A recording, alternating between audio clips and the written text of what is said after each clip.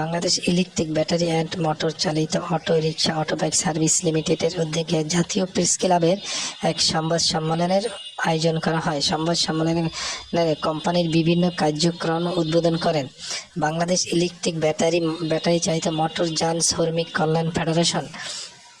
অনুষ্ঠানে উদ্বোধন ছিলেন বাংলাদেশ ইলেকট্রিক ব্যাটারি চালিত মোটর যান শ্রমিক কল্যাণ ফেডারেশনের বিভিন্ন কর্মকর্তারা ও জেলার ডিলারগণ। দ্বিতীয় যে কোনো জিনিস আপনারা জানেন, পরিশ্রম না করলে কোনো ফসল করে আসে না।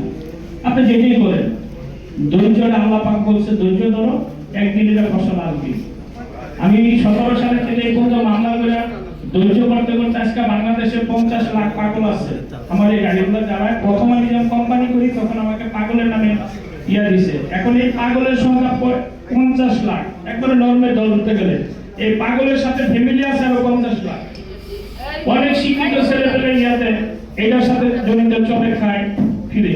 আমি আশা করব দীর্ঘদিন কষ্ট করার পরে বিভিন্ন সরকার আমাকে আশ্বাস দিয়ে ঘুরাইছে, আমি এটা যে সরকার আসছে